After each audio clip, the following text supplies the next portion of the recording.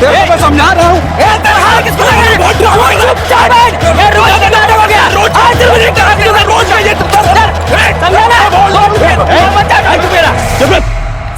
रोज दारू पी के लपड़ा कहता है। अरे सर क्यों झगड़ा करते हो डेली के डेली दारू पी के? साहब साहब साहब साहब साहब उधर एक आदमी का पैर पड़ा है साहब। कहाँ? सब उधर है, चलो।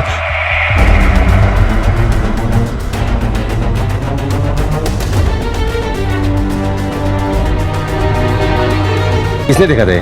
सर इसने। साहब इधर मारामारी चल रही थी, वो देखने के लिए मैं इधर से आ रहा था तो ये पैर दिखा मेरे को। बूढ़े ये तो एक ही पैर है। मुझे लगता है इसके और बॉडी पार्ट ट्रैक के आसपास बिखरे होंगे। एक बार चेक करना पड़ेगा। 21 फरवरी 2014 को मुंबई पुलिस को बोरीवली और कांदीवली के बीच में एक आदमी का कटा हुआ पैर मिला। शरीर के बाकी हिस्सों की जांच पुलिस ने जी जान से शुरू कर दी।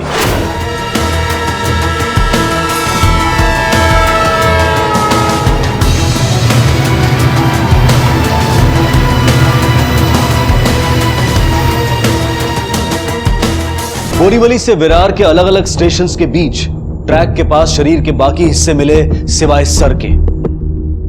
जिसने भी ये कत्ल किया था उसने पूरी कोशिश की थी कि इस आदमी की शिनाख्त ना हो पाए और इसीलिए उसने उसके शरीर के टुकड़े करके अलग अलग जगह फेंक दिए थे। पुलिस के लिए एक बिना चेहरे की लाश एक मुश्किल, एक पहेली हल करने के बराबर थी। आखिर कौन था यह आदमी जिसको इतनी बेरहमी से मारा गया था और क्यों? किस कदर उस इंसान को इससे नफरत रही होगी जिसने इसे मारा? या शायद वो दिमागी रूप से बीमार होगा। वो जो भी था बहुत शातिर था, लेकिन पुलिस ने भी हार नहीं मानी और वो अपनी छानबीन में जुट गई। सर ये सभी टुकड़े एक ही बॉडी के हैं और इसकी मौत तकरीबन 2 से 3 दिन पहले हुई है। इसकी बॉडी से ऐसा कुछ मिला है जो हमें इसकी पहचान ढूंढने में मदद कर पाए? मिला है सर। इसके इस हाथ पर एक सर्जरी की गई है, एल्बो रिप्लेसमेंट सर्जरी, और उसके सीरियल नंबर से आपको ये पता चल सकता है कि ये सर्जरी कब परफॉर्म की गई थी, किसने कहाँ किस पर परफॉर्म की थी। क्या नंबर है उसका? सर नंबर है CKR 00114201। इंस्पेक्टर, ये जॉइंट सर्जरी 4 दिसंबर 2011 की है और पेशेंट का नाम है मिस्टर संतोष सातोस्कर। डॉक्टर क्या मुझे संतोष सातोस्कर का एड्रेस मिल सकता है? बिल्कुल मिल सकता है, बस उसके लिए आपको रिसेप्शन जाना पड़ेगा। Okay, thank you doctor.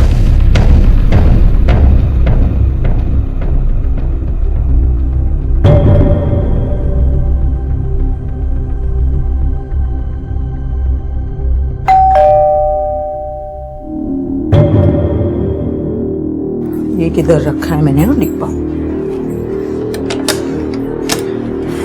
भाई मिर्ची 200 रुपए किलो हो गई है, रोज चीजों के भाव बढ़ रहे हैं। तो मैं क्या करूं?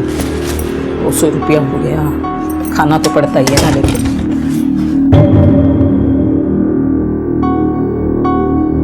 जरा सब्जी देखना का।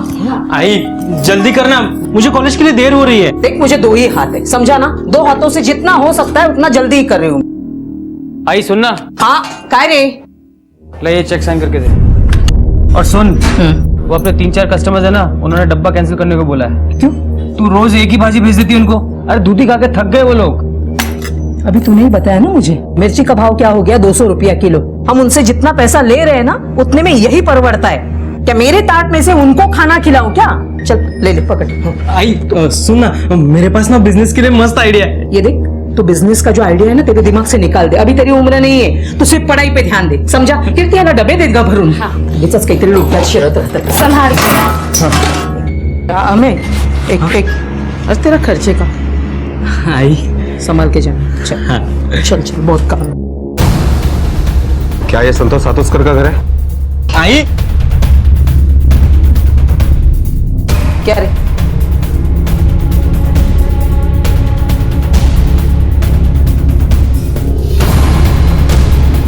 जा तू चिंता मत कर, कॉलेज को देर हो रही है ना तेरे को। जा। हाँ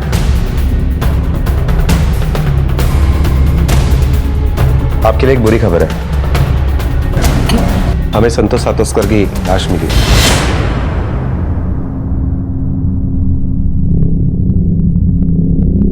क्या सब? लेकिन उनको मर के अभी 1 साल हो गया है। क्या? हाँ।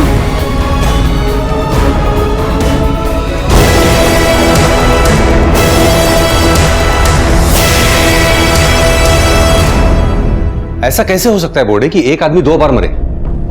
आपने रिप्लेसमेंट नंबर तो ठीक से दिया था ना? हो सकता है कि रिप्लेसमेंट नंबर की वजह से ये गलत जानकारी मिली हो। फिर से एक बार चेक करो। डॉक्टर चौहान, ये संतोष सातोष सर की सर्जरी किसने और कब की थी?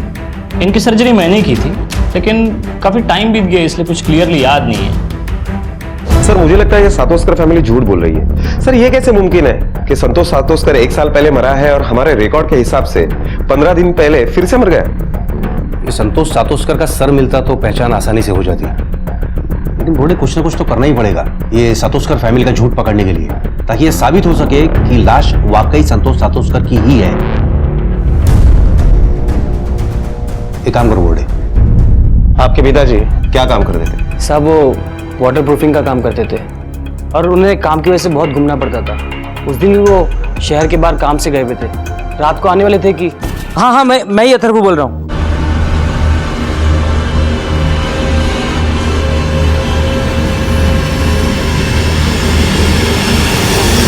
अरे क्या हुआ? अरे टीवी क्यों बंद कर दिया? अरे मेरा फेवरेट प्रोग्राम चल रहा था ना। आई क्या? बाबा की ट्रेन का एक्सीडेंट हो गया। क्या?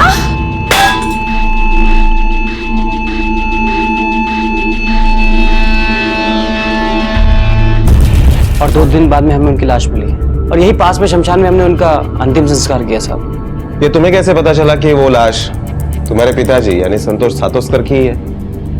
साहब लाश बहुत ज्यादा जल चुकी थी। रेलवे ने बर्थ के रिकॉर्ड से सबकी पहचान की थी और बाबा की सीट पे ही उनकी लाश मिली थी। तुम्हारे पास उनका डेथ सर्टिफिकेट तो होगा ही ना? जी हाँ साहब। उसकी एक कॉपी और संतोष सातोस्कर का एक फोटो हमें चाहिए। लाता हूँ सर। सब मैंने आपको पहले ही बताया ना, उनको गए हुए 1 साल हो गया अभी, और अभी आज आप पूछताछ कर रहे हैं। वो तो मैंने पिछली बार भी सुना था। क्या जमाना आ गया, गड़े हुए मुर्दों की भी छानबीन करती है पुलिस आजकल।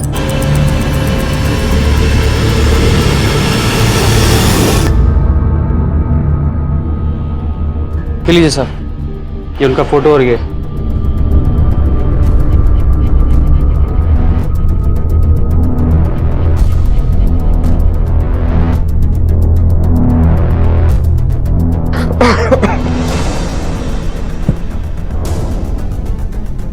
लगी तो नहीं? नहीं साहब।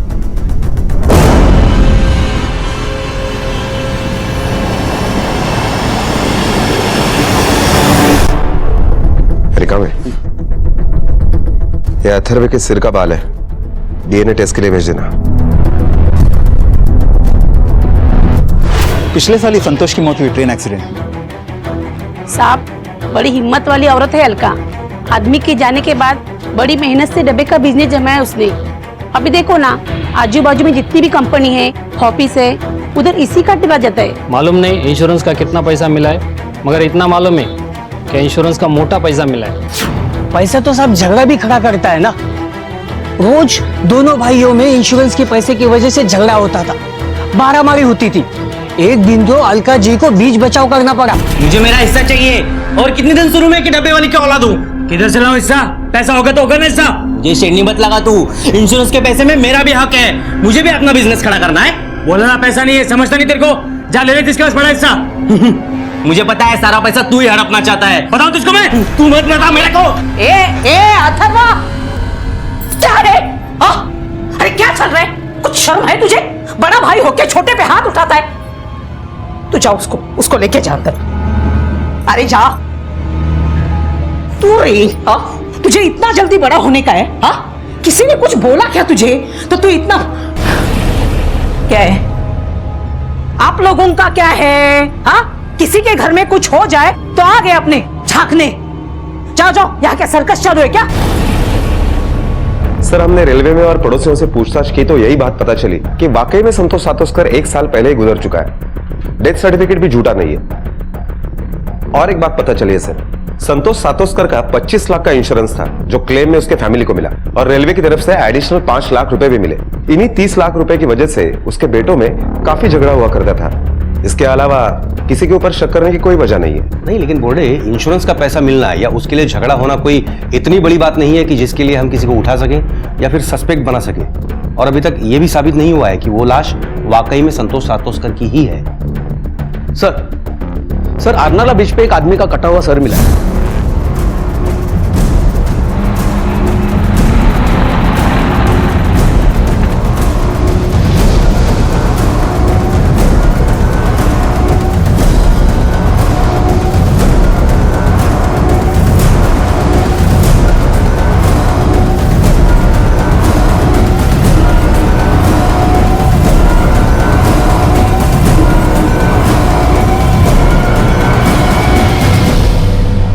ये सर इसी बॉडी का है जिसके टुकड़े आपको मिले और इसके सर को बार बार जोर जोर से पटक पटक कर इसे मारा गया है और मारने के तकरीबन 4 से 5 घंटे बाद इसके टुकड़े किए गए हैं, वो भी किसी तेज धारीदार चीज से।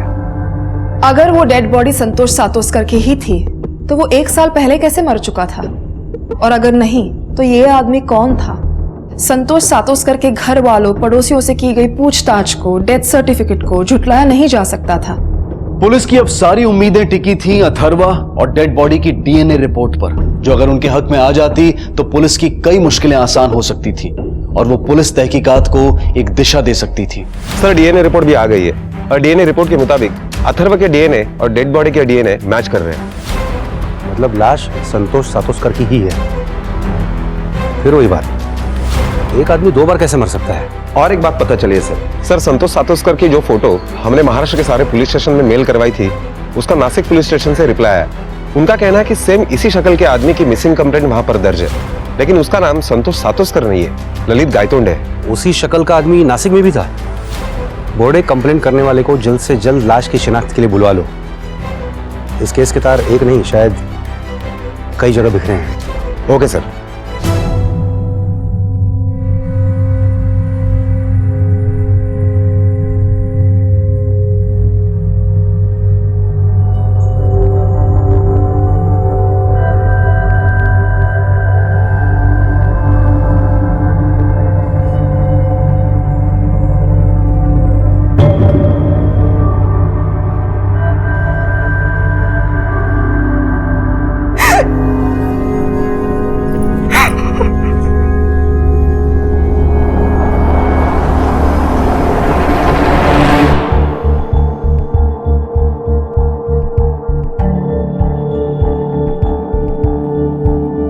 साहब, ललित मेरे पति थे। शादी कब हुई थी आप दोनों की? 11 मार्च 2013 को हमने शादी की थी। आप दोनों की पहली बार मुलाकात कब हुई थी? कुछ 1.5 साल पहले। ललित किसी काम के लिए नासिक आए थे तब। वो मर के अभी 1 साल हो गया है। हम रोज एक दूसरे से मिलने लगे और फिर पता ही नहीं चला कि कब फिर हमने शादी कर ली। मुझे डर था कि ऐसा ही कुछ होने वाला है। मालूम था मतलब? साहब, वो मेरे पहले पति है ना, वो ललित को धमकी देते थे, मार डालेंगे, सबक सिखाएंगे। क्यों मार डालेगा? किस लिए सबक सिखाएगा? साहब, वो ललित से बहुत जलते थे, चिढ़ते थे उनसे, रोज आके ललित के साथ झगड़ा करते थे, झूठा धोखेबाज कहते थे उन्हें। ए भाई आया ललित। अरे गायतोंड है, हाँ पूरा नाम है ना ललित गायतोंड है। अरे क्या हो? देख, तुम लोग कावेरी को बेवकूफ बना सकते हो, मुझे नहीं समझा ना? अरे मुझे पता है तू कितना मक्कार आदमी है। ये देख, अभी भी वक्त है यहाँ से निकल जाओ, वरना ना आज मैं तुझे जिंदा नहीं छोड़ूंगा। समझना कि नहीं? दुष्यंत, छोड़ो मुझे। छोड़ो उन्हें, दुष्यंत। कावेरी, तुम्हें पता नहीं है कितना फ्रॉड आदमी है वो। जैसे भी है मुझे चलेंगे, तुम निकल जाओ यहाँ से। अरे लेकिन तुम बख्श दो हमें, निकल जाओ। चल निकलो। कावेरी, बहुत ज्यादा पट्टी पढ़ाई है ना इसको। देख, तेरी सारी चर्बी मैं उतारूंगा, देख लेना तू। तुमने उसकी पुलिस में कंप्लेंट क्यों नहीं की? साहब, ललित बहुत शरीफ आदमी थे, वो घर का झगड़ा पुलिस में नहीं ले जाना चाहते थे और उनके रियल एस्टेट के काम में भी कुछ टेंशन चल रही थी। उनका बाहर गांव आना जाना लगा रहता था। फिर कुछ दिनों बाद मेरी माँ बीमार पड़ गई। उसके इलाज के लिए पैसे चाहिए थे। उसकी भी बहुत टेंशन थी। इस बार ललित मेरी माँ के इलाज के लिए पैसों का इंतजाम करने ही बाहर निकले थे। मुझे पक्का यकीन है साहब, दुष्यंत ने ही कुछ किया होगा और वो मुझे भी नहीं छोड़ेगा। रियल एस्टेट के काम के लिए वो शहर से बाहर क्यों जाता था और कितना कमा लेता था? सब पैसे का कुछ पक्का नहीं था। शुरू में तो लाखों कमा लेता था, लेकिन फिर काम कम हो गया तो लाखों से 1000 पे आ गया। ललित का काम ठीक नहीं चल रहा था। ललित को बहुत टेंशन थी। ठीक है, आप जा सकती हैं, लेकिन हो सकता है आपको वापस आना पड़े। पवार मैडम, लेके जाइए इन्हें। इनके और दुष्यंत के फोन नंबर्स, बैंक डिटेल्स सब ले लो। एक आदमी जो 1 साल पहले मर चुका है, नासिक में कावेरी के साथ 1 साल से रह रहा था। फिर पुलिस को उसकी लाश टुकड़ों में मिलती है, जिसे कुछ 15 दिन पहले मारा गया है। एक आदमी जिसकी 2 बीवियां, 25 लाख की इंश्योरेंस की रकम, दूसरी बीवी का पहला पति जो ये सब बर्दाश्त नहीं कर सकता। बोर्डे, इस केस में कुछ नहीं, बहुत कुछ खुलना बाकी है। एक काम करो, तुम यहां रहकर संतोष सातोस्कर की असलियत पता करो और मैं नासिक जाकर दुष्यंत और ललित की खबर निकालता हूं।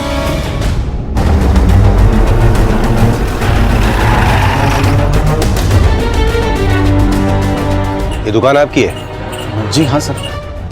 क्या किया था ललित ने? सर वो ललित एक नंबर का फ्रॉड और झूठा आदमी था। उसने मेरा घर तोड़ा, मेरी शादी तोड़ी और सबसे ज्यादा गुस्सा मुझे इस बात का है कि उसने कावेरी को मुझसे छीना। लेकिन सर उसके लिए मैं उसकी जान नहीं ले सकता सर। तुम कैसे कह सकते हो कि वो झूठा और फ्रॉड था? सर देखिए ना, अभी वो अपने आप को स्टेट एजेंट कहलाता, लेकिन ये एरिया में उसके नाम पे एक भी एग्रीमेंट नहीं है। यहाँ तक कि उसके नाम पे रेंट एग्रीमेंट भी नहीं है। वो जो मोबाइल यूज करता था वो भी मेरी बीवी के नाम पे था सर, कावेरी की।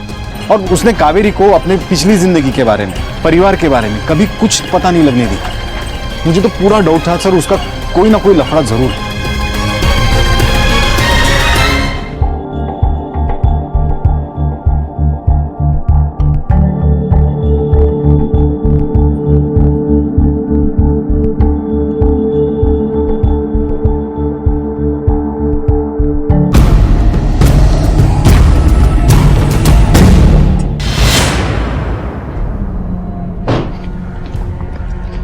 जैन सर, हमारा शक सही निकला। संतोष ने इंश्योरेंस के पैसे के लिए अपने मरने का झूठ मूठ नाटक किया और जैसे ही इंश्योरेंस के पैसे हाथ लगे उसके एक ही हफ्ते में उसने कावेरी के साथ शादी की। और कॉल रिकॉर्ड के मुताबिक कावेरी और अथर्व में कई बार फोन पर बात हुई है। संतोष गायब होने के 2 दिन पहले भी। बोर्डे, तुमने सातोस्कर परिवार और कावेरी के अकाउंट डिटेल्स वगैरह चेक किए? कुछ हाथ लगा वहां से? यस सर, अभी ये इत्तेफाक है या प्लानिंग, ये तो पता लगाना पड़ेगा। क्योंकि गए साल 14 मई को अथर्व ने अपने अकाउंट से 5 लाख रुपए निकाले और ललित ने 15 मई को कावेरी के नासिक वाले अकाउंट में 5 लाख रुपए जमा किए। और ये इत्तेफाक कई बार हुआ है सर। फिर तो पूरे चांसेस है कि ये इत्तेफाक नहीं, प्लानिंग हो। बोर्डे, तुमने कावेरी से अथर्व के कॉल के बारे में पूछताछ की? Yes sir. इस नंबर को पहचानती हो?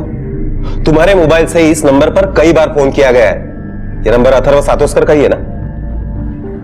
नहीं साहब, मैं इस नाम के किसी भी आदमी को नहीं जानती और इस नंबर पर मैंने कभी फोन नहीं किया। ये अथर्व का कुछ ना कुछ कनेक्शन है इस कत्ल के साथ। एक काम करो, अथर्व को पुलिस स्टेशन की सैर करवाने के लिए बुलाओ। Yes sir.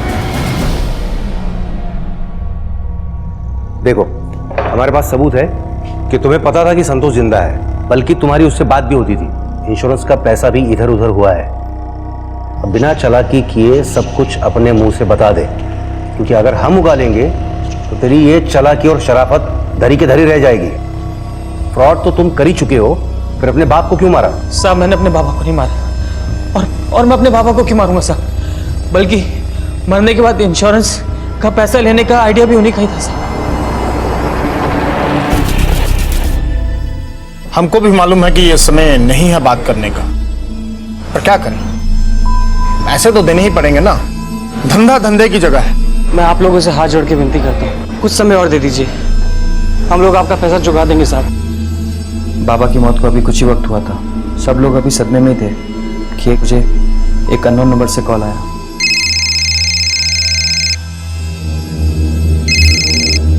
हेलो हेलो, मेरे पास एक खबर है तुम्हारे बाबा के बारे में।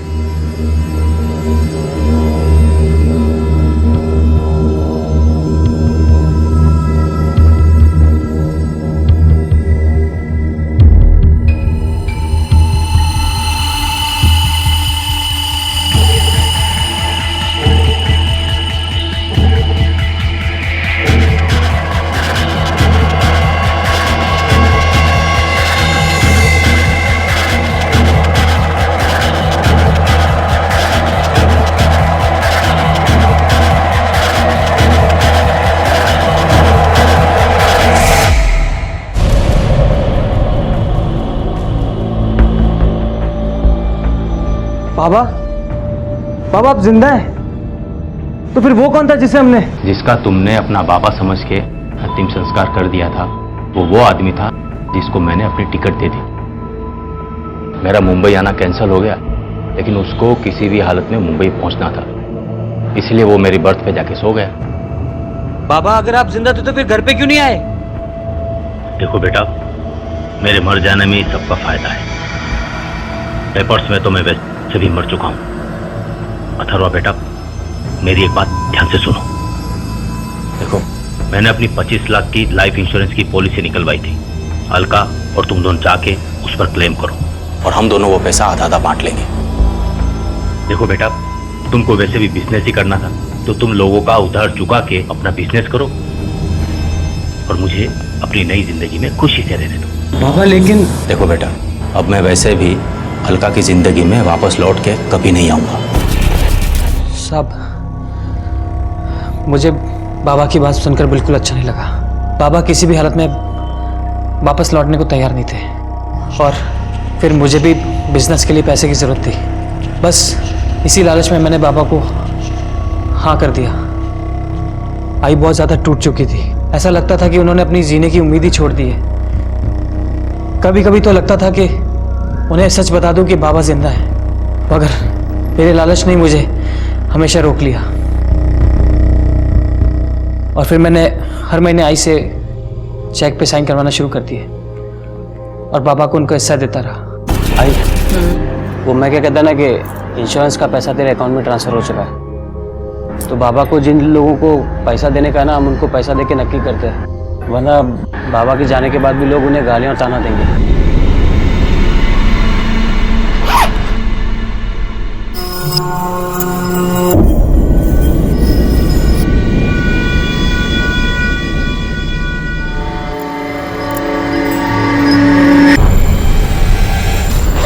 चल आता हूँ आई।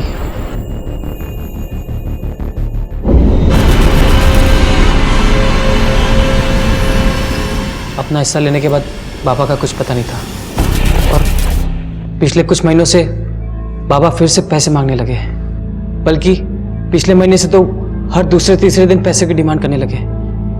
अब आप ही बताइए मैं कहाँ से लाता इतने पैसे? इसलिए मुझे बाबा को साफ बोलना ही पड़ा। बाबा 12 लाख से ज्यादा दे चुका हूं अब तक आपको, कहां से लाऊं रोज पैसा? अभी 3 दिन पहले ही आपको पैसा दिया था। और ये क्या है कि हर दूसरे तीसरे दिन आप मुंबई आ जाते हैं, किसी ने देख लिया ना तो जेल की हवा खाना। फिर मुझे मत सिखा जेल की हवा। अगर मैं जेल गया ना तो साथ में तू भी जाएगा, क्योंकि तू मेरा इंश्योरेंस का पैसा खा के बैठा है, समझा? जेल की हवा। एक और बात, मुझे अभी के अभी 50,000 चाहिए अर्जेंट। मैं यहाँ से हिलूंगा नहीं जब तक पैसा नहीं मिलेगा। अब तुझे क्या करना है, कैसे करना है, मैं नहीं जानता, मुझे पैसा चाहिए अभी अभी, बस। ठीक है, फिर मुझे एक रात की मोहलत दीजिए।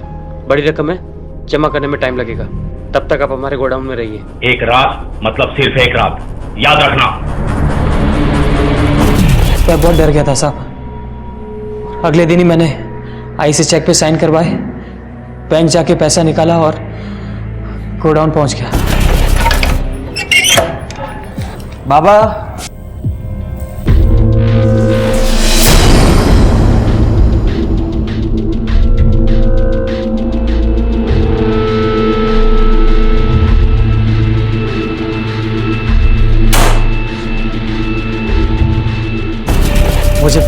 मुझे बाबा के लिए बहुत डर लगा था साहब, और ये बात मैं किसी को बता भी नहीं सकता था। इतना सारा खून कहाँ से आया, क्यों आया, और बाबा कहाँ चले गए साहब, मुझे कुछ नहीं पता।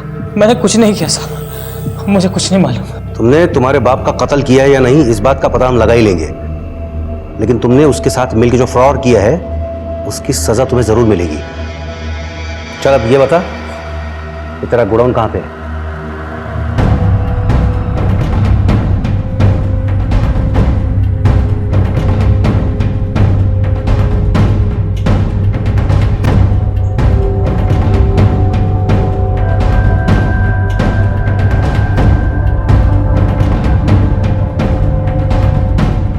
घोड़े, संतोष ने जिस पैसे के लिए अपने बेटे के साथ मिलकर इतनी बड़ी प्लानिंग की, हो सकता है कि उसी पैसे के लिए फैमिली के और लोग भी इस प्लानिंग में शामिल हो। सब पे नजर रखो।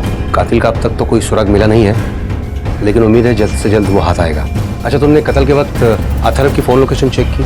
हाँ सर, उसकी फोन लोकेशन घर की ही दिखाई दे रही है। बाकी घर वालों की भी चेक करो। Yes sir. अथर्वा के बयान और बैंक डिटेल्स की माने तो यह सारा खेल इंश्योरेंस के पैसों के लिए खेला गया था, और एक आदमी जो मर चुका था उसे फिर से मारा गया था। यह साबित हो गया था कि गोडाउन में मिला खून संतोष का ही था, और खून जिस मात्रा में मिला था उससे यह भी साबित हो रहा था कि संतोष को वहीं मारकर उसके टुकड़े किए गए थे। संतोष उर्फ ललित का कातिल कौन था इसका पता नहीं लग पाया था, पर उसका पूरा परिवार पुलिस के शक के घेरे में था। आखिर कौन था उसका कातिल?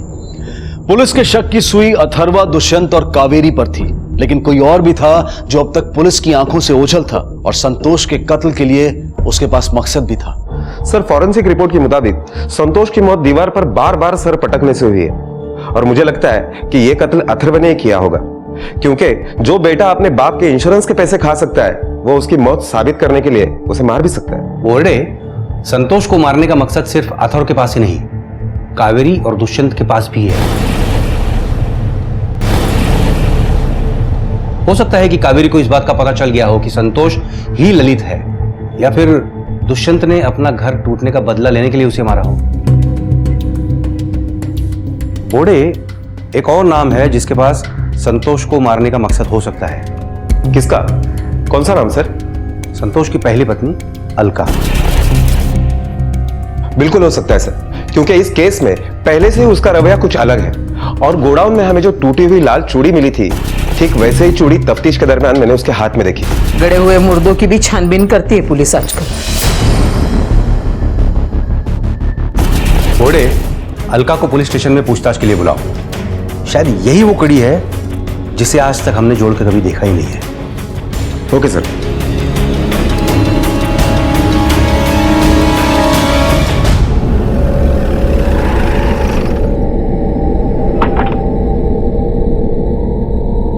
सर, ये वही रजिस्ट्रेशन की फाइल है, इसके अंदर। सर, अलका मैडम को लेके आए। काफी मजबूती से बांध रखा है तुमने अपने घर परिवार को। देखकर लगता है कि तुम पर कभी किसी बात का असर होता ही नहीं होगा। क्यों नहीं होता है ना सर? ये मजबूती है या दुख? दुख इस बात का कि जिस इंसान की विधवा बनकर तुम जी रही हो वो 20 दिनों पहले तक जिंदा था, एक दूसरी औरत के साथ रह रहा था। इस बात का तुम्हें पता चल गया। पता चलते ही तुम्हारा यह दुख इस कदर गुस्से और बदले की भावना में बदल गया कि तुमने उसे सचमुच ही मार डाला। एक झूठ मूठ की विधवा से सचमुच की विधवा बनना तुमने मंजूर कर लिया। बोलो, सही है ना?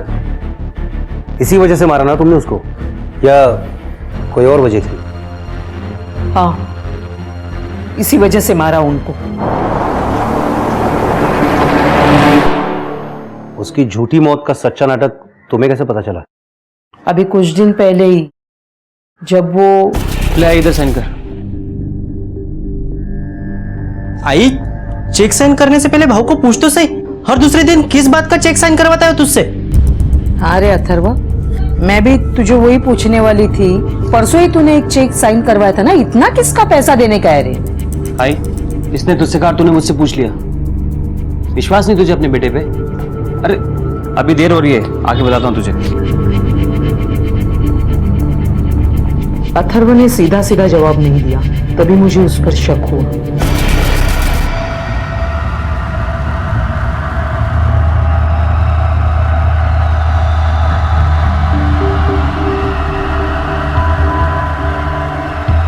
हाँ अच्छा अच्छा ठीक है ठीक है ठीक है।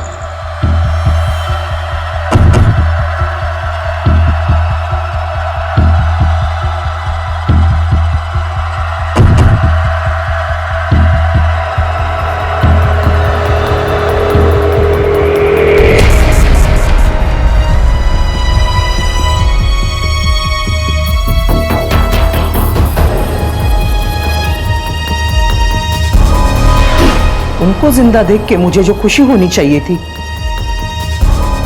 वो खुशी एक पल में खो गई। मुझे इस बात का एहसास हुआ कि उनको मेरी जरूरत नहीं है, उनको तो इंश्योरेंस के पैसों की जरूरत थी। और फिर मैंने ठान ली कि इनको मैं सबक सिखाऊंगी। घर पे आके मैंने सब लोगों को झूठ बोला कि मेरी एक सहेली है, वो बीमार है, इसके लिए उसके गांव जा रही हूं करके। मैंने उनका पीछा किया नासिक तक।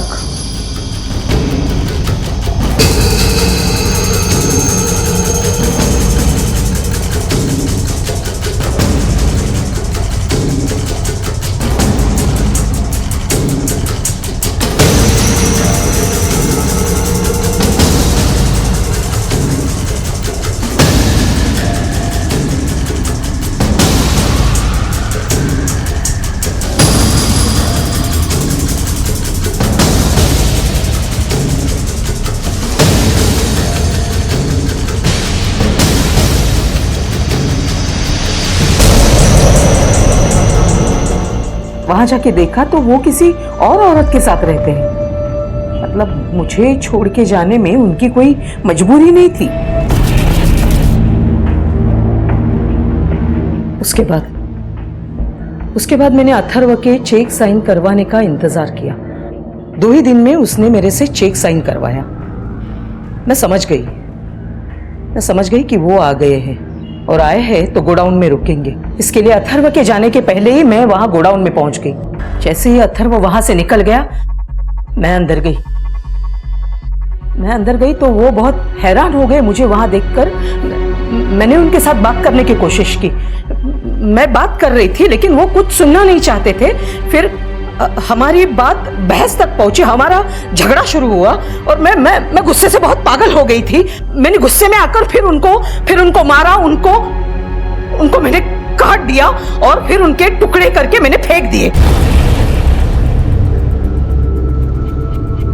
कैसे मारा तुमने उसको? मतलब किस चीज से मारा? वही गोडाउन में एक ऐसा डंडा पड़ा हुआ था, मैंने उससे मारा। और टुकड़े कहां फेंके? रेल की पटरी पे।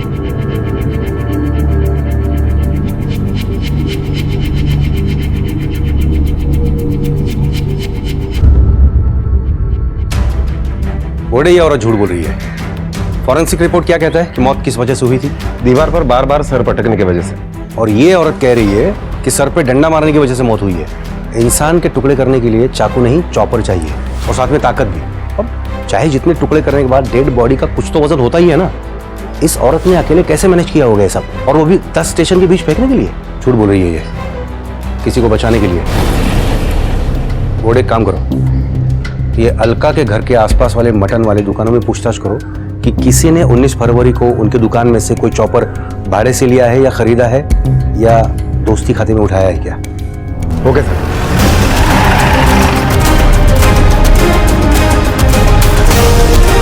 कहाँ घर जा रहा है? हाँ। चल तुझे तेरे असली घर पर लेकर चलते हैं।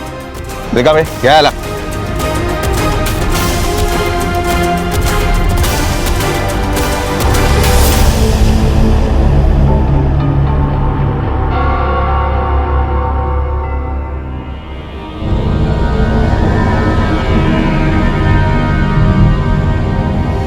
ठीक से पहचानो, ये वही था ना जिसने तुमसे चॉपर खरीदा था? हाँ साहब, ये वही है साहब।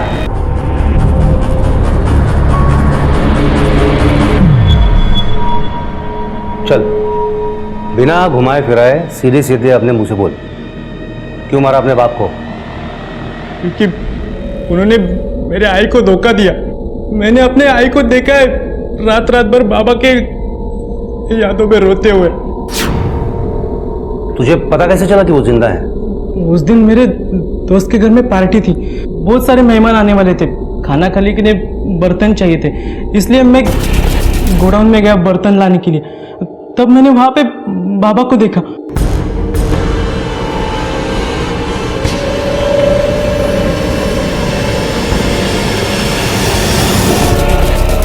मैंने उनको देखा तो पहले मैं खुश हुआ, बाद में वो मुझे कुछ और ही समझाने लगे। हमें बेटा देखो, मेरी बात सुनो। अब तुमको पैसा चाहिए ना, मैं दूंगा ना, बहुत पैसा दूंगा, पर किसी को ये मत बोलना कि मैं जिंदा हूँ, अपनी आई को भी नहीं। देख बेटा, मैं एक दूसरी जिंदगी जी रहा हूँ बड़ी शांति से, और मैं उधर बहुत खुश हूँ। मगर मेरी आई खुश नहीं है ना, आपने मेरी आई को धोखा दिया, क्यों? जब उन्होंने मुझे कहा कि उन्होंने दूसरी शादी की है और आई को छोड़ के वो वहां बहुत खुश है, तो मुझे बहुत गुस्सा आया। मेरी आई को विधवा बना के तूने दूसरी शादी कर ली। अरे तेरे लिए मेरी आई रात रात भर चुप चुप कर रोती है, और तू दूसरी औरत के साथ। मैं तुझे नहीं छोड़ूंगा, नहीं छोड़ूंगा मैं तुझे।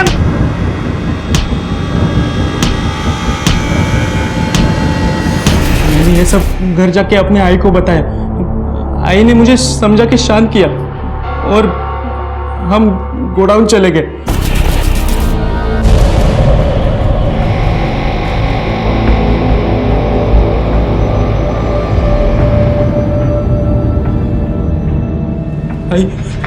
आई देख मेरे हाथ से क्या हुआ। आई जानबूझ के नहीं किया मैंने।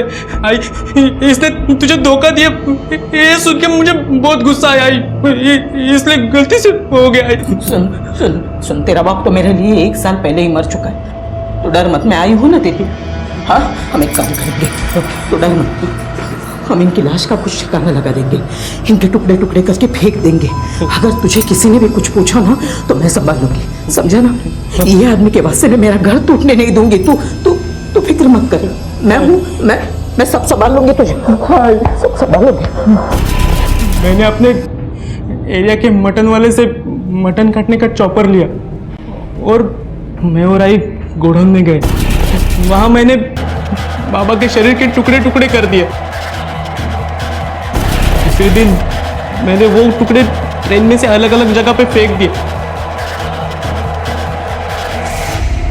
मैंने अपना फोन घर पे ही रखा था ताकि किसी को मेरे ऊपर शक न हो जाए।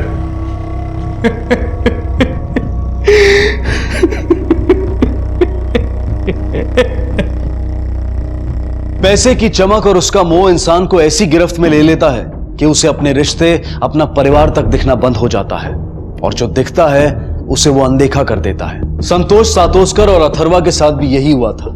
संतोष ने अपनी मौत का झूठ किसी मजबूरी में आकर नहीं बोला था, बस उस 25 लाख ने उसकी अकल पर पत्थर डाल दिए थे और उसकी जान भी ले ली। क्योंकि संतोष ने पैसे का मोह नहीं छोड़ा और अपने ही बेटे अमय को कातिल और अपनी पत्नी अलका को अपराधी और जीते जी एक विधवा की जिंदगी जीने के लिए छोड़ दिया। और दूसरे तरफ थी कावेरी, जो एक नरक से निकलकर एक झूठे मक्कार आदमी के साथ हंसी खुशी जिंदगी जीने के सपने देख रही थी। उसने कभी जानने की कोशिश भी नहीं की कि यह आदमी कौन है, कहां से आया है, जिसकी उसको सजा भी मिली। ऐसा जरूरी नहीं है कि जो आसान लगे वो आसान हो, सही हो। इंसान को जरूरत है अपने आप को भटकने से बचाने की, जिसकी लापरवाही अथर्वा ने बरती थी। अगर अथर्वा संतोष का सच अपने घर में बता देता तो इतने हादसे, इतनी जिंदगियां बर्बाद होने से बच सकती थी। पैसा जो आपकी मेहनत, आपके हक का ना हो, वो जिस रास्ते आता है उस रास्ते जाता भी है। अथर्वा को संतोष के साथ मिलकर फ्रॉड करने के लिए, अमय को संतोष के कत्ल के लिए और सबूत मिटाने के लिए, और अलका को भी सबूत मिटाने के लिए सजा हुई। आज क्राइम पेट्रोल के इस एपिसोड में मेरा साथ दिया जानी मानी अभिनेत्री राधिका आप्टे ने।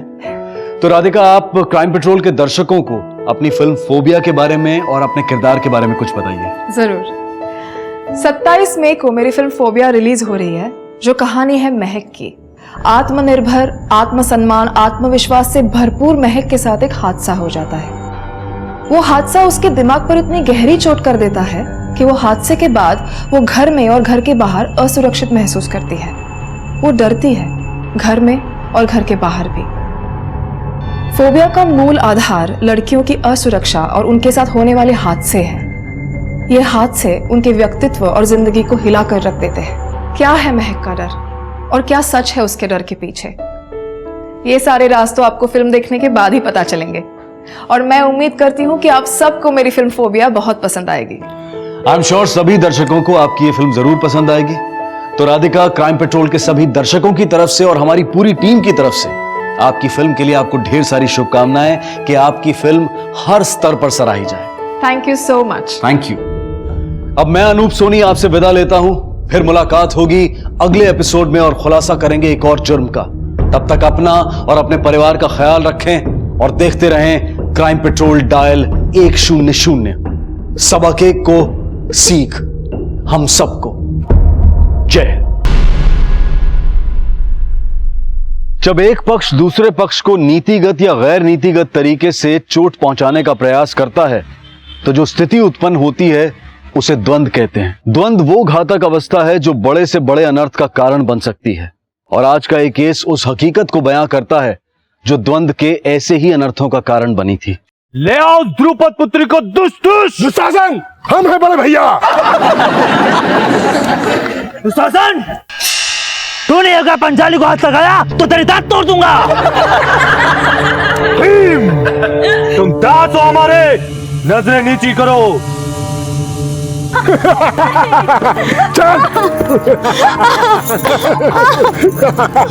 हे बंसी वाले, हे गोविंद, हे गोपाल, हे सर्वशक्तिमान, हमारे लाज बचाओ प्रभु, हमारे लाज। भैया जी, मास्टर जी सही बोले रहे। जिस चीरहरण का कांड है ना, महाभारत का कारण बना रहा। सही बोले रहे, ये औरत जात सभी लड़ाई दंगों का कारण है। अरे रावण का लंका भी तो इसीलिए जला था।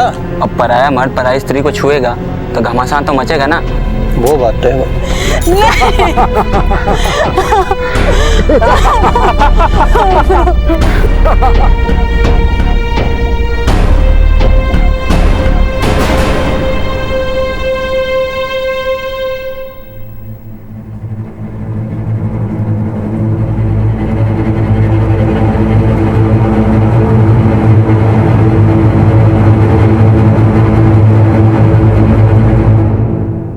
नजरें क्यों झुका ली?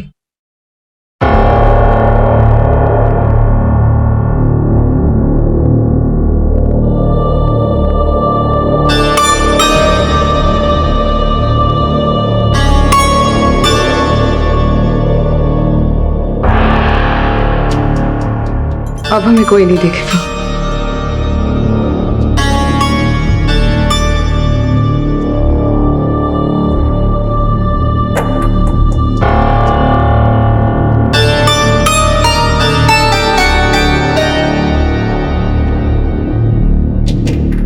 तुम्हारे साथ के लिए हम किसी को भी धोखा दे सकते हैं।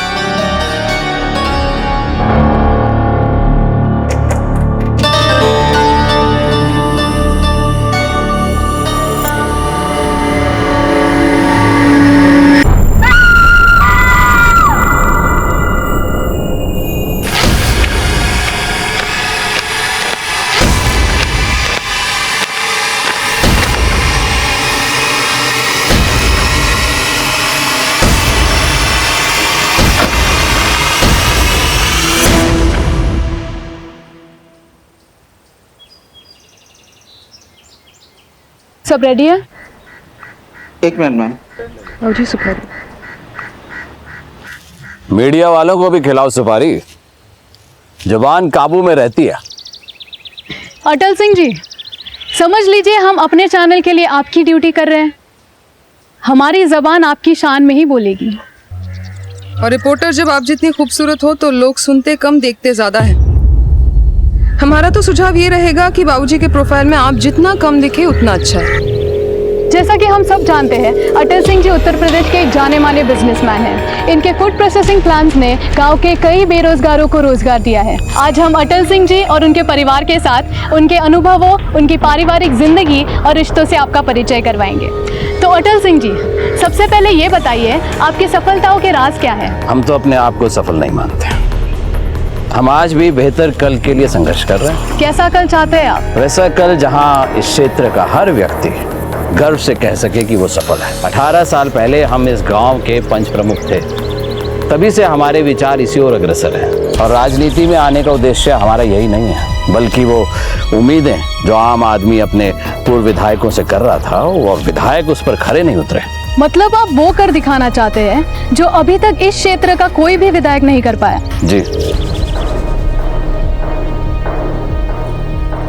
दीदी, आपको डायबिटीज है ना? मिश्री छोड़िए, गिरारी उठा लीजिए।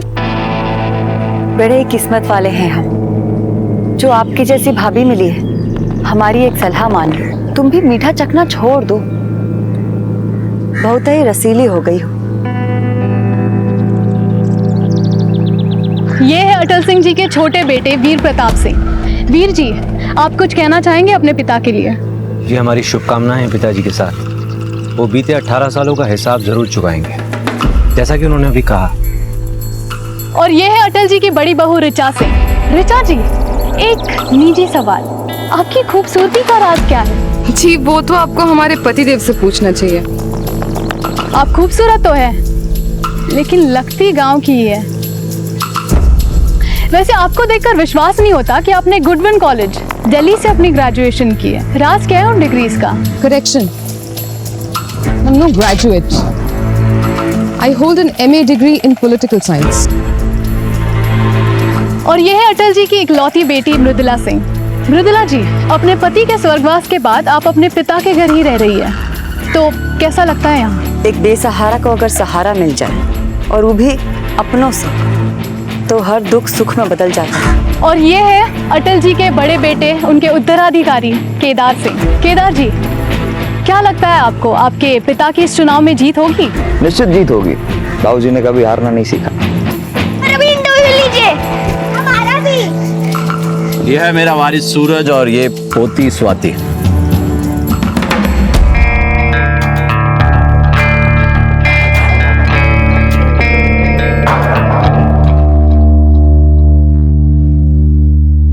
महेश,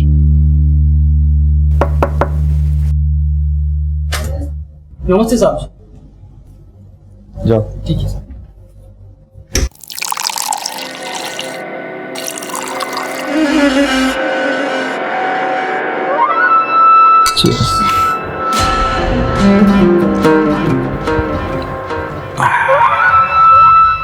साला माथा खराब कर दिया था साले। तुमसे बहस कर रही थी, बताओ। बीवी है तुम्हारी, मुझसे तो जलेगी, पर अब तुम भी उसे सुलगा दो। शादी कर लो मुझसे। एक मिनट, आंखें बंद करो।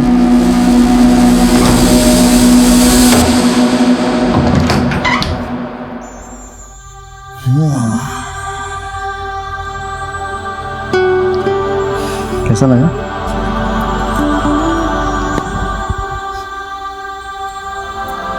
तुम तोहफा दे के बात मत टालो। और तुम जल्दी करके पूरी प्लानिंग की ऐसी तैसी ना करो।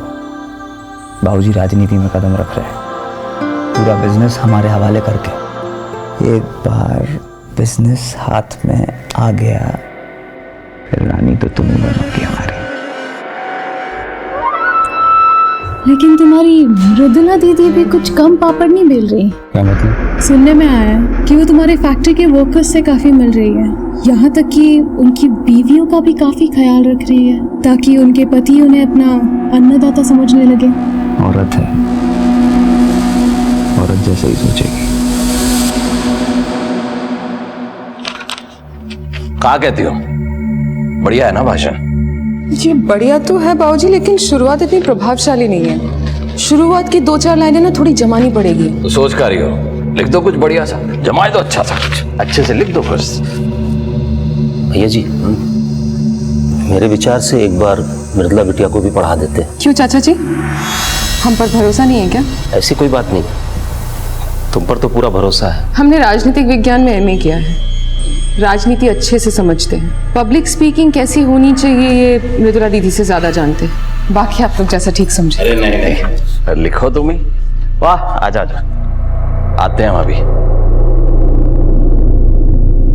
बाबूजी को तो बड़ी बढ़िया तरीके से पढ़ा लेती हो तुम, लेकिन राजनीतिक विज्ञान के साथ साथ अपने पति को बस में रखने का ज्ञान भी सीख लेती ना, तो आज बेचारे बड़के भैया दूसरी औरतों का जूता नहीं पड़ने में व्यस्त होते। ननद जी, हम वो पत्नी नहीं ना जो पति को खूंटे से बांध के रखे, खुला छोड़ दिया है ताकि वो अपना बिजनेस संभाल सके। और जो नजर लगाए बैठे हैं उनकी दाल न गले। जो दाल तुम पका रही हो ना, वो भी हम गलने नहीं देंगे।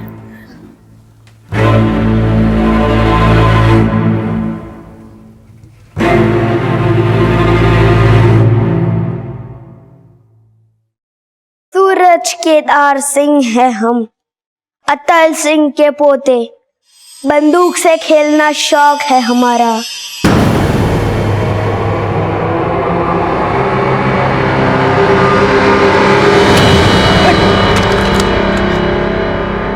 सूरज, ये खिलौना नहीं है, गन है ये। जाके पढ़ाई करो अंदर।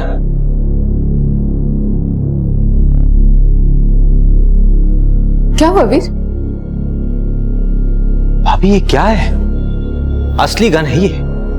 भैया को बोलिए इसको संदूक वंदूक में छुपा के रखे कहीं। सूरज के हाथ में दी, कहीं चला वाला देता तो हो जाता। तुम तो जानते हो अपने भैया को, हमारी सुनते तो आज तक हमें कोई शिकायत नहीं होती, और उन्हें ना तो परवाह अपने बच्चों की और ना हमारी। रात रात भर गायब रहते हैं, और वो भी पता नहीं किस किस के साथ।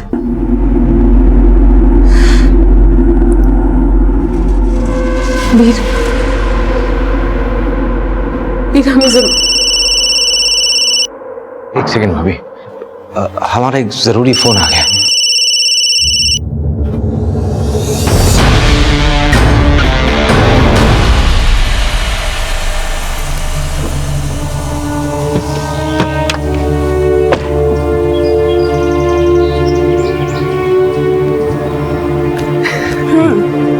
अब याद आई हमारी, अगर हम कॉल ना करते ना तो तुम हमसे मिलने भी नहीं आते। वैसे सब ना सही कहते हैं कि ठाकुरों से बच के ही रहना चाहिए, पता नहीं कब पलटी मार दे। हम उन पलटने वालों में से नहीं है। एक बार लंदन से अपनी पढ़ाई पूरी करके आ जाएं, फिर बनाएंगे तुम्हें अपनी बीवी।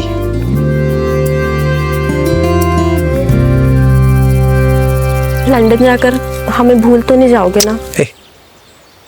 तुम ऐसा सोच भी कैसे सकती हो?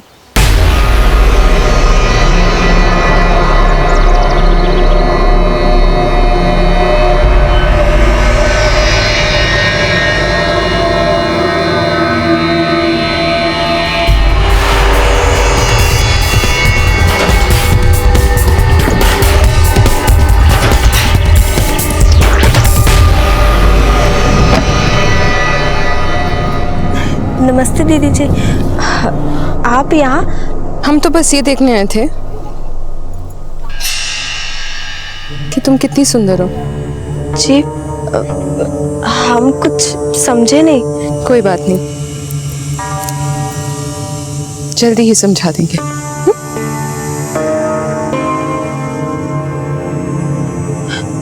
अच्छा दीदी, अब हम चलते हैं।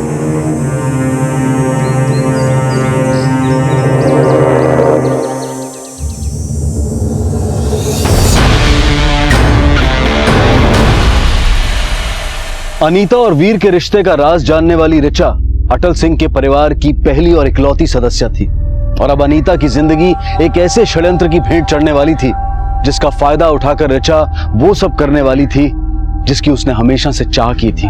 अटल सिंह के परिवार में सिर्फ ऋचा ही नहीं बल्कि और भी कई मौका परस्त लोग थे जिनकी हकीकत परत दर परत सामने आने वाली थी। लेकिन इस परिवार के सदस्यों की अंदरूनी राजनीति इस परिवार की नींव को अंदर ही अंदर खोखला कर रही थी, जिसका फायदा उठाकर कोई भी इस परिवार में फूट पैदा करके इस परिवार को नुकसान पहुंचाने की योजना बना सकता था। वाणी, तुम यहाँ? तुम तो हमसे मिलने आते नहीं, तो सोचा हम ही तुमसे मिलने आ जाए। वाणी, यहाँ कैसे? वीर की आप खींच लें या हमसे मिलने आई हो? भाभी, दोनों ही बातें हैं। वैसे भी आज जो सरप्राइज लेकर हम आए हैं ना, वो आप सबके लिए है। कैसा सरप्राइज? वो सरप्राइज तो पापा ही बताएंगे। भाई साहब, अब तो आप भी हमारे बिरादरी के हो गए। व्यापार में तो आप हमसे एक कदम पहले से ही आगे थे, अब तो राजनीति में भी आपने हमारा स्थान ले लिया। खाई लीजिए ना। क्या बात कर रहे हो शैलेश सिंह? पार्टी वाले आए थे हमारे पास, बोले पार्टी ज्वाइन कर लो, टिकट दे देंगे। हम समझाए उन्हें, हमारा दोस्त यहाँ से खड़ा है, यहाँ से पार्टी का प्रत्याशी है, तो बोले आप पार्टी ज्वाइन करो ना करो, टिकट तो हम शैलेश सिंह को नहीं देंगे। टिकट तो अपने घर में ही रहा ना। कूटनीतिक जवाब। हम कोई कूटनीतिक बात नहीं कर रहे। देखिए, असल में हम आए हैं आपको समधी बनाने के लिए। समधी? हाँ, हमने सोचा कि वीर और वाणी की शादी कर देते हैं। दोनों बचपन से एक दूसरे को जानते हैं, साथ पढ़े हैं। लेकिन अभी वो देखिए, केदार से पहले ही बात हो चुकी है, इसने हरी झंडी दिखाई है तो हम शगुन लेके आ गए। केदार ने तो हमें इस बारे में कुछ कहा ही नहीं। अब इसमें बताने जैसा क्या है बाबूजी? वीर और वाणी एक दूसरे से प्यार करते हैं तो। लेकिन भैया हमें रिश्ता मंजूर नहीं है।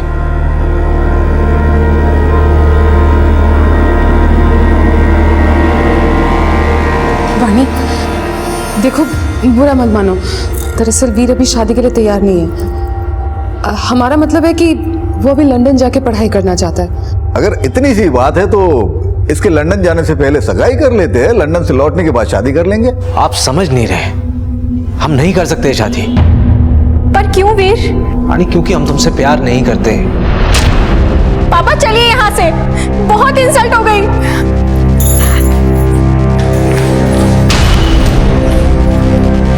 केदार, जो हमारा तमाशा बनाने के लिए बुलाया था यहाँ पर, ये बात हम भूलेंगे नहीं। जिंदगी भर याद रखेंगे इस अपमान को।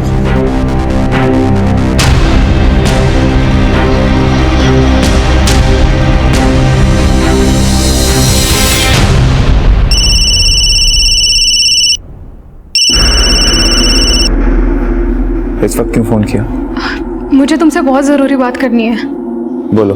फोन पे नहीं बता सकती, तुम अभी के अभी गेस्ट हाउस आ जाओ प्लीज।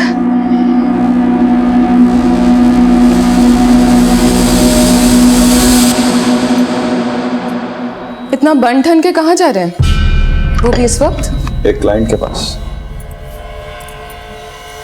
और रखेल को क्लाइंट कब से बुलाने लग गए? जब सब पता है तो पूछ क्यों रही है? पूछे बिना रहा नहीं जाता। बीवी हूं ना। तुम दुनिया की पहली बीवी नहीं जिसकी सौत ना हो। लेकिन जो बाकी बीवियां सहती हैं, हम वो नहीं सहेंगे। हमें खूंटे से बांधने की कोशिश की तो खूंटा हम भी बांध देंगे तुम्हारे लिए। औरत हो, औरत की तरह रहो। ज्यादा मर्दानगी दिखाई ना तो खूंटे के साथ साथ तलवे चाटने की नौबत आ जाएगी। कितनी बार बोले तुमसे, 981 होता है, 18 नहीं होता है। लिखिए उसको फिर से। सूरज, स्वाति, तुम लोग अभी तक यहाँ पे हो? चलो चलो उठो, चलो जल्दी, सोने का टाइम हो गया। चमेली, इनको लेकर जाओ, जल्दी सुला देना। हाँ जल्दी। भाभी,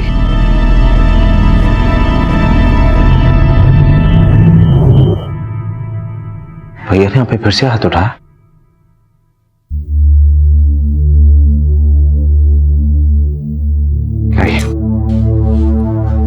हम जानते हैं वीर, तुम्हें हमारी बहुत फिक्र है। हमें सिर्फ आपके लिए बुरा लग रहा है भाभी। बुरा इसलिए लग रहा है क्योंकि तुम अभी भी हमसे प्यार करते हो। भाभी। भाभी नहीं, सिर्फ रिचा। क्यों वीर, ये पहली बार तो नहीं है। हमसे जो हुआ वो भूल थी। भूल नहीं, प्यार था। लेकिन हम वो गलती दोबारा नहीं दोहरा सकते भाभी, इसलिए उस रात जो कुछ भी हुआ हमारे बीच वो आप ही भूल जाइए। प्लीज वीर, हमें मत रोको। अगर वो गलती थी तो उस गलती को हम बार बार दोहराएंगे।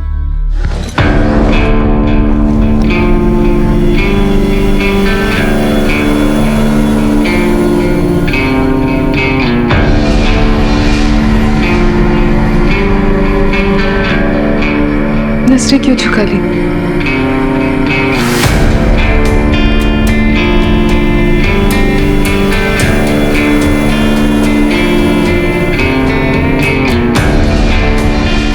अब हमें कोई नहीं देखेगा।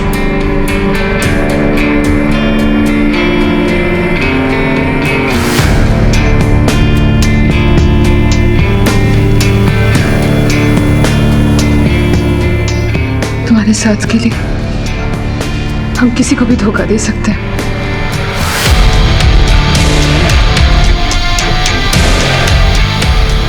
क्यों रोक रहे हो खुद को?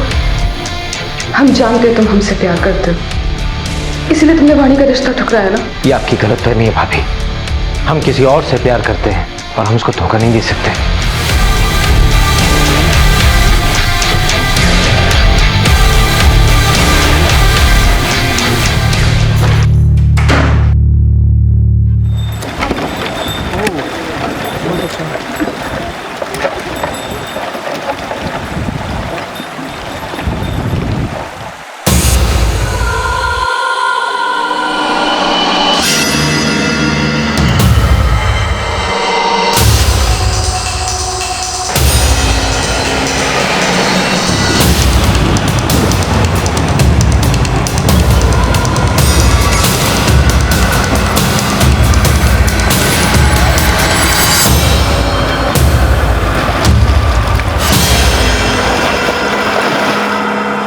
अनीता, मेरी बच्ची क्या हुआ?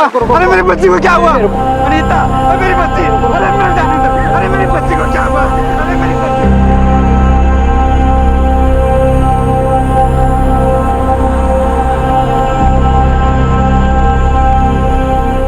लगता है इसी चुन्नी से गला घोटा गया।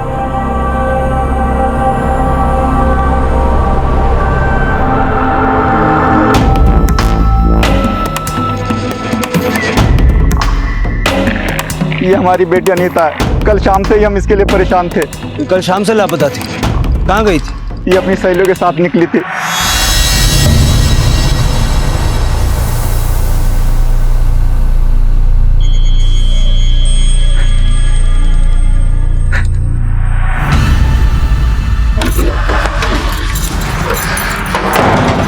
भाभी, हमने कल आपसे कहा था ना कि हमारे बीच। हम वो नहीं करने आए जो तुम सोच रहे हो। तुम्हारी गांव वाली गर्लफ्रेंड की हत्या कर दी है किसी ने। आप झूठ बोल रहे हैं। हम झूठ नहीं बोल रहे, जो देख कर आए हैं वो बता रहे हैं तुम्हें। ये सच नहीं हो सकता।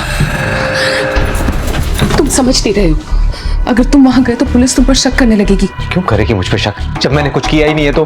देखो, चुनाव आने वाले हैं। पुलिस और गांव वालों को भनक तक लग गई ना कि जिस लड़की की लाश मिली है उसके बॉयफ्रेंड तुम थे। बहुत गड़बड़ हो जाएगी। लेकिन हमारे इस संबंध का चुनाव से क्या लेना देना? लेना देना है।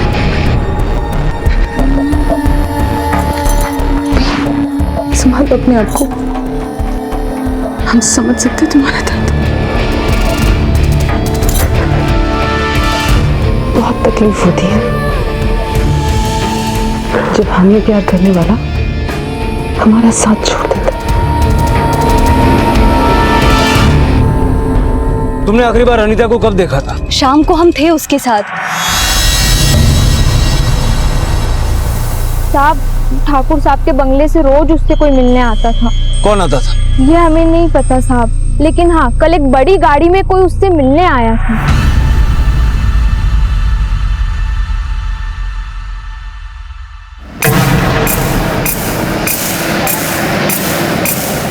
अच्छा, तुम दोनों जाओ, हमें आने में लेट हो जाएगा, ठीक है? अरे घर जल्दी आ जाना। हाँ, के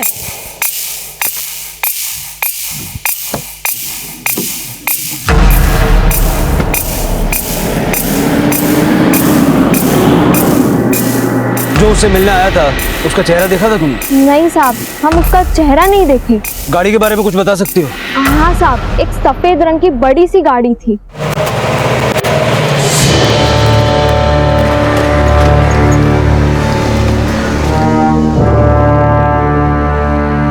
क्या बात है दरोगा, कैसे आना हुआ? ठाकुर साहब, गांव में एक लड़की की हत्या हुई है, उसी सिलसिले में कुछ पूछताछ करनी थी। इसकी हत्या और कैसी पूछताछ? दरअसल जिस लड़की का मर्डर हुआ है वो आखिरी बार इस बंगले की गाड़ी में खेत में देखी गई। हम देखे थे तुम्हें रिश्वत लेते हुए, मानोगे? बाबूजी शांत हो जाइए। नमस्ते, माफ कीजिएगा, बाबूजी को गुस्सा जरा जल्दी आता है। आप लोगों को जो सवाल पूछना आप हमसे पूछ सकते हैं। देखिए, गांव की एक लड़की की हत्या हुई है, उसे आखिरी बार इस बंगले की गाड़ी में खेत में देखा गया, तो हमें ये जानना है कि हमारे घर में 7-8 गाड़ियां हैं, 7-8 ड्राइवर हैं, और कुछ नौकर चाकर हैं। अब मालिक लोग खेत में तो जाएंगे नहीं किसी लड़की से मिलने, तो कोई ड्राइवर ही होगा, गाड़ी लेके गया होगा। आप ठहरिए, हम सबको बुलवा के लाते हैं। बिट्टू, कल तुम में से कौन गाड़ी लेके खेत में गया था? नहीं सर, मैं नहीं गया। सर, अनीता के सहेलियों ने जिस गाड़ी के बारे में बताया था, ये गाड़ी उससे मिलती जुलती है।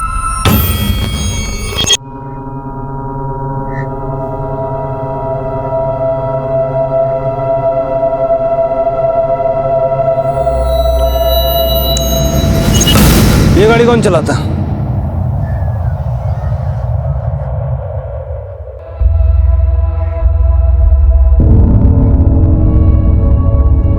नाम क्या है तुम्हारा? बिट्टू। ये गाड़ी तुम चलाते हो? नहीं साहब, हम तो मृदुला मैडम के ड्राइवर हैं, ये वाली कार चलाते हैं। फिर ये गाड़ी कौन चलाता है? वो साहब कोई नहीं चलाता, वो ऐसे ही खड़ी रहती है। खड़ी रहती है तो फिर खेत में कैसे पहुंचे? मालूम नहीं साहब।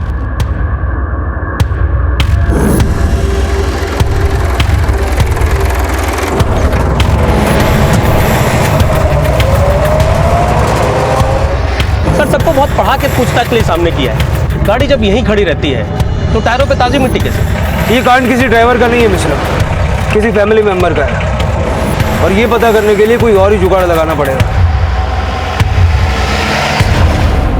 सर, ये बिट्टू अटल सिंह की बेटी मृदुला का ड्राइवर आपसे कुछ करना चाहता है। सर बोलो। साहब, दरअसल बात यह है कि हम आपको सच इसलिए नहीं बताएं कि अगर हम कुछ बोलते तो मालिक हमारी चमड़ी उधड़वा देते। साहब डरो मत, बैठो, जो कुछ जानते हो साफ साफ बताओ। साहब, आप जिस गाड़ी के बारे में बात कर रहे थे, दरअसल मालिक के बड़े बेटे केदार सिंह खुद ही चलाते हैं, वो किसी को छूने तक नहीं देते। साहब केदार सिंह कल वो खुद ही गया था उस लड़की से मिलने? गाड़ी हम बाहर जाते हुए देखे थे साहब, लेकिन उसके बाद का हमको नहीं पता। जा सकते।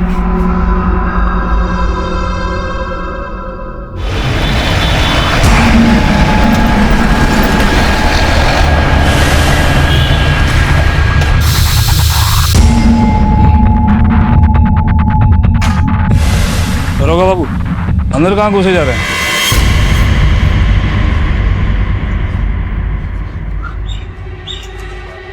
आप लोग आने की वजह जान सकते हैं हम?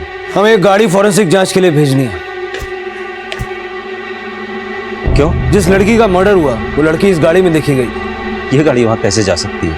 केदार सिंह को बुलवाइए, हम सब उगलवा लेंगे। क्या उगलवा लेंगे आप? वो कल रात से घर नहीं लौटे हैं। तो कांड करके भाग गए? दरोगा बाबू, हवा में तीर मत छोड़िए, कोई सबूत है तो दिखाइए। सबूत भी मिल जाएंगे। ये गाड़ी हमारे हवाले करो। कैसे आपके हवाले कर दे गाड़ी? कोई कागज पत्री, चिट्ठी पत्री, वारंट लाए? देखिए, सुबह से देख ही तो रहे। चलिए जाइए आप लोग, इससे पहले कि ऊपर से फोन आए और आप लोग मुसीबत में फंस जाएं। निकलिए। नमस्ते।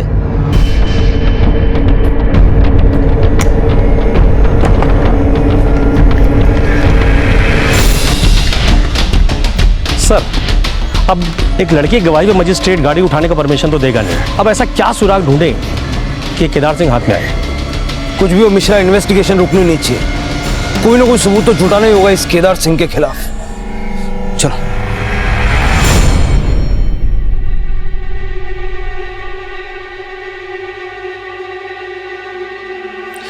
भैया, वो उसका फोन नहीं लग रहा। दिल्ली में मरने किसके पास गया? ये पता नहीं चल पा रहा भैया। फंसवा दिया मैं, फंसवा दिया। बाबूजी। हाँ, दरअसल बोल। वीर, हमें तुमसे कुछ बात करनी है। बाबूजी, एक मिनट। ये तुम क्या करने जा रहे थे? बाबूजी से भी कुछ मत कहो, वो बहुत गुस्से में। अनीता से तो हम मिलने जाते थे ना, केदार भैया नहीं। हम जानते हैं, पर तुमने उसे मारा तो नहीं ना? और उस लड़की का क्या भरोसा? क्या पता केदार के साथ भी पीठ पीछे चक्कर चला रही है। अनीता ऐसी लड़की नहीं थी। पुलिस कह रही थी कि उसको आखिरी बार केदार की गाड़ी में देखा गया है। आप फोन ही लगाते रहोगे या उस निकम्मे को ढूंढोगे भी? कोशिश कर रहे हैं। कोशिश नहीं, पकड़ के लाओ उसे यहाँ। इतना ना बिगड़ो, बेटा है हमारा। हाँ, बहुत महान काम किए है ना ससुरा। आने दो, चरण धो के पिलाएंगे तुम्हें। यहाँ खड़े अब क्या कर रहे हो? जाओ ढूंढो उसे। अच्छा, पुलिस वाले को कुछ दे दवा के रफा दफा करवाओ केस, मैं सब चौपट हो जाएगा। जल्दी कर। बाबूजी, अभी तक तो आप अपना सारा बिजनेस बड़के भैया को सौंपने वाले थे। अब समझ में आ रहा है कि वो आपका इज्जत ही नहीं, धंधा भी चौपट कर सकते हैं।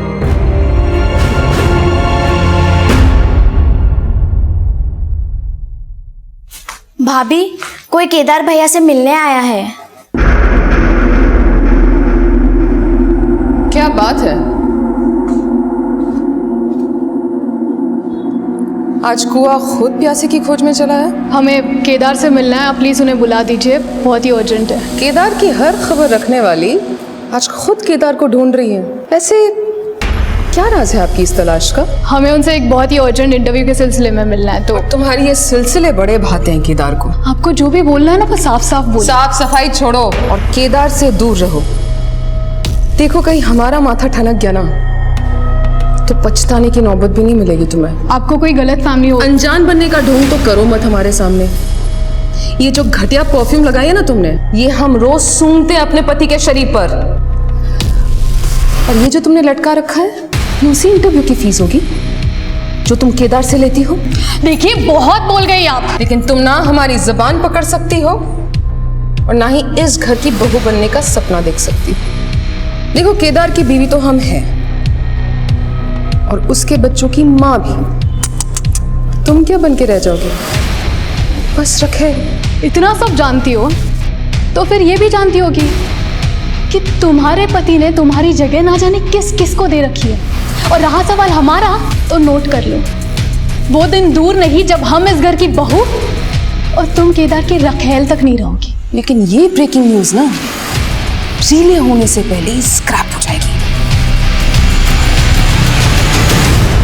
श्वेता शुरू से ही ऋचा की आंख का कांटा थी, लेकिन श्वेता को अपने पति केदार की जिंदगी से दूर रख के ऋचा पति पत्नी के रिश्ते को कोई दूसरा मौका नहीं देना चाहती थी, बल्कि वो तो खुद पति पत्नी के रिश्ते का गला घोंटकर वीर के साथ वो सब कुछ करना चाहती थी जो केदार अब तक उसके साथ करता आया था। कहीं ना कहीं ऋचा को यह भी डर था कि शायद श्वेता इस घर में उसकी जगह ले सकती है, लेकिन उसे इस बात का संतोष था कि केदार पुलिस की नजरों में अनीता मर्डर केस का प्राइम सस्पेक्ट था और अचानक से उसका यूं गायब हो जाना इस शक को और पुख्ता कर रहा था। अनीता की हत्या एक ऐसी योजना थी जिसका सबसे ज्यादा फायदा ऋचा को ही होता नजर आ रहा था, लेकिन पुलिस का ध्यान अभी तक इस समीकरण की तरफ गया नहीं था और ना ही अनीता की हत्या के पीछे रचे गए षड्यंत्र का उन्हें कोई आभास था। मृदुला के ड्राइवर बिट्टू की गवाही के आधार पर उन्हें यही लग रहा था कि अनीता की हत्या के पीछे केदार का हाथ है और अब उन्हें केदार की तलाश थी।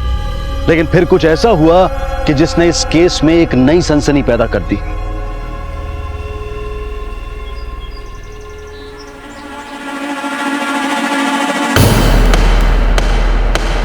लाश?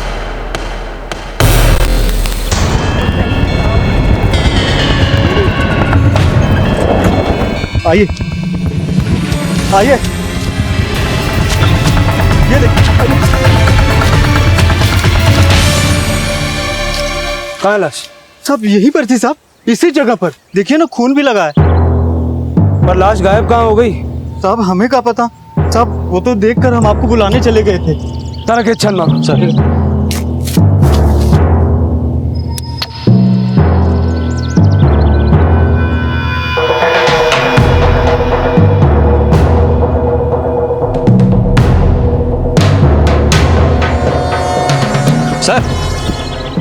सर सर ये देखिए आई कार्ड मिला है और इस पर खून भी लगा है।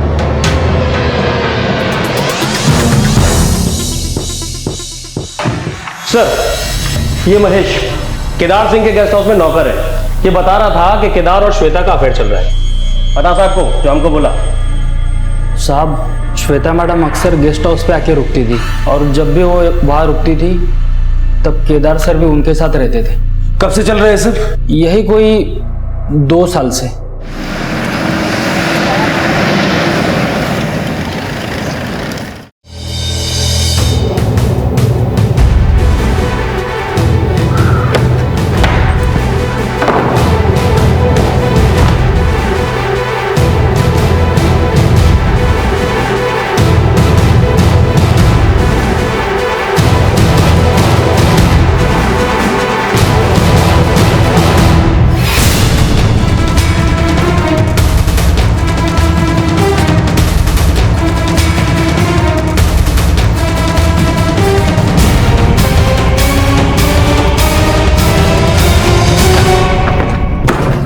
कहाँ जाने की तैयारी हो रही थी?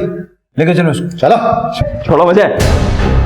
और दूर रहकर बात करो। दूर रह के नहीं, अब थाने चल के बात हो। अपनी औकात में रहो इंस्पेक्टर। जानते हो ना हम कौन है? एक नंबर का लड़कीबाज, दारूबाज और अय्याश आदमी है तू। दो मर्डर करके फरार है।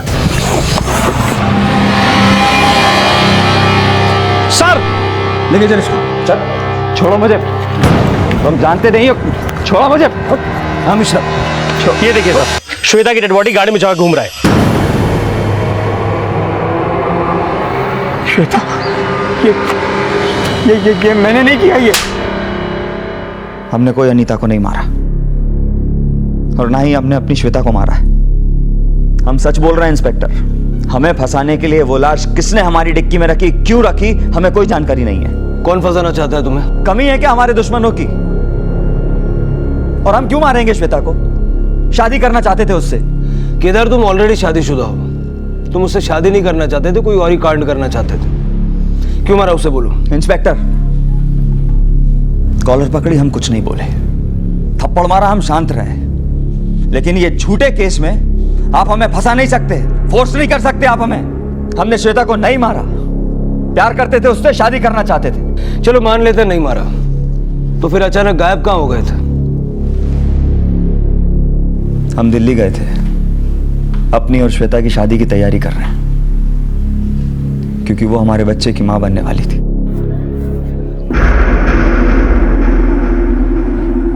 क्या हुआ, अचानक क्यों बुलाया मुझे? Kedar, I'm pregnant. क्या? ये तो और भी स्ट्रॉन्ग मोटिव है। मतलब किसी शादीशुदा आदमी की लवर प्रेग्नेंट हो जाए तो वो तो उसकी। आप गलत समझ रहे हैं। हम सच में श्वेता से प्यार करते थे, सच में उससे शादी करना चाहते थे। इसके लिए हम ऋचा को तलाक भी देते, निश्चित देते। 3 दिन से मैं दिल्ली में था। यकीन ना हो तो आप पता कर लीजिए पता। अरे कहा मतलब है बेल नहीं मिल पाई? चुनाव लड़ने जा रहे हैं और हमारा कपूत जेल में है। कहां छवि बनेगी जनता के सामने हमारी? केदार की गाड़ी से श्वेता की लाश मिली, बेल मिलना मुश्किल। तो क्या हमारे पति जेल में ही रहेंगे? वकील साहब, आप कुछ भी कीजिए, लेकिन हमारे पति को जेल से निकलवाइए।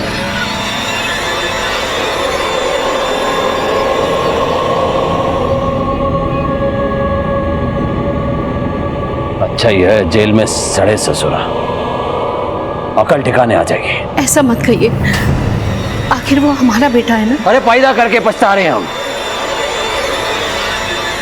सोचे थे बिजनेस उसके मत्थे मड़ के आराम से राजनीति करेंगे। अब लगता है चुनाव लड़ना छोड़ के वापस से बिजनेस संभालना पड़ेगा। सर, हमने केदार सिंह की इंफॉर्मेशन क्रॉस चेक की है। वो पिछले 3 दिनों से दिल्ली में ही था और श्वेता से शादी की तैयारी भी कर रहा था। वहां के कई लोगों ने उसके वहां होने की बात कही और मर्डर वाले दिन वो यहां पे नहीं था। सर मिश्रा, अगर केदार ने श्वेता को नहीं मारा तो फिर उसकी गाड़ी में श्वेता की लाश किसने रखी? भैया जी, लोगों को राजनीति में आने के लिए घुटने छिल जाते हैं और आप नामांकन पत्र वापस लेने की बात कर रहे हैं। तो कहा करें, ये हमारा बिजनेस कौन संभालेगा? अरे मृदुला बिटिया, हाँ, अगर आप चाहें तो ये जिम्मेदारी उनको सौंपी जा सकती है। तेज तर्रार हैं, बिजनेस अच्छे से संभाल लेंगी। चाचा जी, बिजनेस संभालना कोई मामूली बात तो है नहीं। हमें नहीं लगता मृदुला दीदी ये जिम्मेदारी निभा पाएंगी। अगर आप बिजनेस की बागडोर किसी को सौंपना ही चाहते हैं तो हमें लगता है वीर सबसे सही दावेदार है। उनमें जो काबिलियत है वो केदार जी और मृदुला दीदी में नहीं है। नहीं, वीर नहीं। वैसे भी वो 2 साल के लिए लंदन जा रहा है। पर उन्हें रोका भी तो जा सकता है। बाबू जी, अगर अपने बिजनेस मृदुला दीदी को सौंप दिया तो बोर्ड ऑफ डायरेक्टर्स कभी उन्हें स्वीकार नहीं करेंगे। उनके पति ने कंपनी में जो गबन किया था, हमें नहीं लगता लोग उसे भूले होंगे। सही कह रही हो बहुरिया। समय की मांग है कि वीर को बिजनेस सौंपा जाए।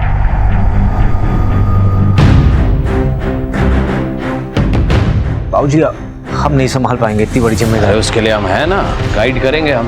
बाबूजी, इतना आसान नहीं हुआ। जिंदगी में पहली बार तुमसे कुछ मांग रहे हैं, मना मत करो। लेकिन बाबूजी, प्लीज वीर, मान जाओ। रिचा, तुम अपने आप को बहुत होशियार समझती हो, पति के जरिए राज नहीं कर पाई तो अब देवर का इस्तेमाल कर रही हो। हम अपने आप को होशियार समझते नहीं, हम होशियार हैं।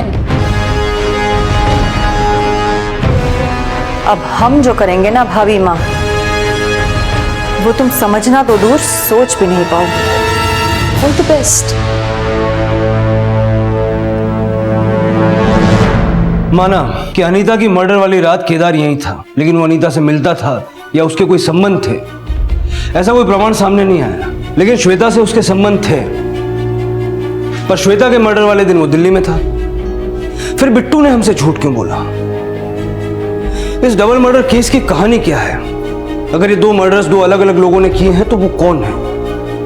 अगर दोनों का हत्यारा एक ही है तो वो कौन है? सर, हमें तो लगता है कि इसमें एक ही आदमी का हाथ है।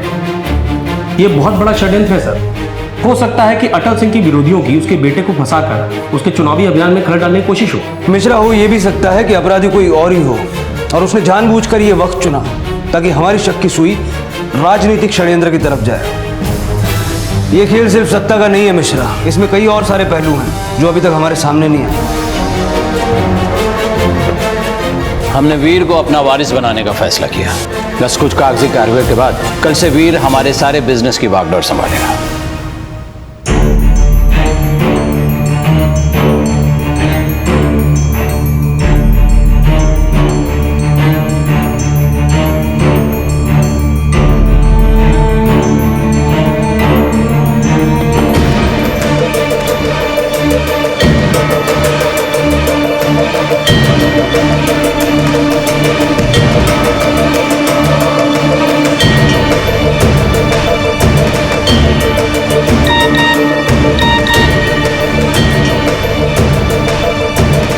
कोई गलती नहीं होनी चाहिए। कल उसकी जिंदगी का आखिरी दिन होना चाहिए। अनीता और श्वेता की हत्या को ढाल बनाकर अटल सिंह की ढाल समझे जाने वाले केदार सिंह को जेल भिजवाना दरअसल अटल सिंह को कमजोर बनाने की एक कोशिश थी। पुलिस को इस षड्यंत्र का अंदाजा तो हो गया था, लेकिन अब तक ना तो वो इस षड्यंत्र को रचने वाले का पता लगा पाई थी और ना ही इस षड्यंत्र के असल मकसद की उन्हें कोई भनक लगी थी। आखिर आगे क्या होने वाला था ये हम जानेंगे कल रात 10:30 बजे इस केस के दूसरे भाग में।